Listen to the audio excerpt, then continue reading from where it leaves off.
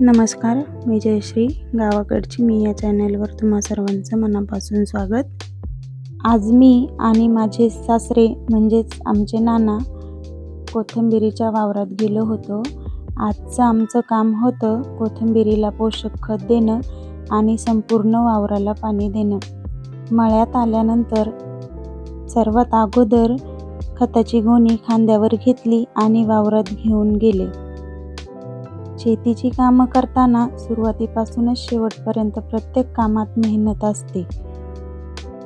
पण शेतीमध्ये काम कितीही असलं तरी आपल्या पिकासाठी ते करताना एक वेगळंच समाधान मिळतं. गोणी खाली ठेवल्यानंतर नाना आणि मी जाऊन पुन्हा राहिलेलं सामान वावरामध्ये घेऊन आलो. सामान वावरात घेऊन गेल्यानंतर कोथिंबिरीमध्ये तण देखील झालेलं होतं, ते देखील काढायचं होतं. सर्वात अगोदर तण काढून घेऊन म्हणजेच खुरपून घेऊन नंतर खत टाकून पाणी द्यायचं होतं. म्हणून मी इथे माझे केस वगैरे सर्व वरती बांधून घेतले आणि माझ्या कामासाठी मी तयार झाले. आणि हे बघा, इथे अशा प्रकारे कोथिंबिरीमध्ये तण झालं होतं. म्हणून वावरात आल्यानंतर गोण खाली ठेवली. माझं आवरून लगेच खुरपं हातात घेतलं. कारण कोथिंबिरीसोबत उगवलेलं तण काढणंही तितकंच गरजेचं असतं. कारण पिकाला मिळणारे पोषक घटक तणांनी घेऊ नयेत आणि कोथिंबिरीची चांगली वाढ व्हावी म्हणून पहिलं खुरपून घ्यायचं होतं. तितक्यात थोडं निंदून झाल्यावर पावसाचं वातावरण झालं. आभाळ भरून आलं होतं, त्यामुळे आता आधी खत टाकणं पण तितकंच गरजेचं होतं. म्हणून मग मी खुरपं खाली ठेवून गोणीकडे गेली आणि गोण फोडून त्यामधून खत टोकरीत घेऊन खत मारायला सुरुवात केली. संपूर्ण वावरात खत टाकायचं होतं, म्हणून एक एक भाग पूर्ण करत मी वावरात खत टाकत गेले. खत टाकायला सुरुवात केली असताना थोडासा पाऊसही सुरू झाला. पण पावसाची सर आली आणि कामाचा उत्साह अजूनच वाढला. मी खत टाकत होते आणि नानाही मला मदत करत होते. शेतीची कामं अशीच असतात ना, एकट्याची मेहनत असली तरी घरच्यांची साथ मिळाली की कामाचा थकवा कमी जाणवतो. नानांनी मदत केल्यामुळे खताचं काम मला सुरळीत पार पाडता आलं.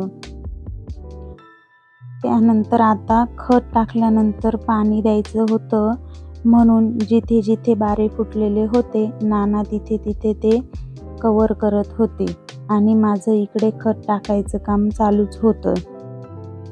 अशा प्रकारे माझं खत टाकायचं काम कंटिन्यू चालू होतं आणि असं आभाळ एकदम काळं झालं होतं. अगदी पाऊस खूप येईल असंच आभाळ झालं होतं. एकदम नॅचरल असं छान दिसत पण होतं आणि भीती पण होती. जर जास्त पाऊस आला तर राहिलेलं खत टाकता आलं नसतं, पण असं मुळीच झालं नाही. जितकं आभाळ दिसत होतं त्यापैकी 10% देखील पाऊस आला नाही. आणि मग माझं काम कंटिन्यू तसंच चालू राहिलं. मग मी सर्व खत टाकूनच घेतलं आणि मग त्यानंतर पाणी सोडण्याचा विचार केला. शेतीची कामं करताना मला कुठल्याही प्रकारचा कमीपणा जाणवत नाही. शेतीचीच नाही तर कुठल्याही कामाचा मला कधीच कमीपणा जाणवत नाही. कारण मी लहानपणापासून शेतीची कामे बघत आली आहे आणि केलेली देखील आहे. मुळात माझे आई-वडील शेती करतात, खेड्यागावातच राहतात. मी लहानची मोठी खेड्यागावातच झाले आणि माझं सासर घर देखील खेड्यागावातच आहे. माझे मिस्टर जरी कामाला असले, जॉबला असले, तरी आमची खेड्याशी नाळ जुळलेली आहे. त्यामुळे मला शेतीची कामं करताना कुठलाच कमीपणा वाटत नाही, उलट आनंद होतो. आणि दुसरी महत्त्वाची गोष्ट म्हणजे माझे सासरे देखील मला मदत करतात. कारण माझी सासू मला नाही आहे, म्हणून सासूच्या जागेवर सासरे मला खूप मदत करतात. त्यांचा खूप हातभार असतो माझ्या प्रत्येक कामामध्ये शेतीच्या. ते मला खूप सपोर्ट करत असतात. अशा प्रकारे मी माझं काम करत होते, नानांचं काम करत होते आणि एक एक करून आम्हाला पटापट काम आवरायचं होतं आणि पाणी देणं गरजेचं होतं, म्हणून नानांनी पण मला मदत केली. नानांच्या मदतीमुळे काम जरा लवकर झालं. अशा प्रकारे संपूर्ण वावरात खत टाकून झालं होतं.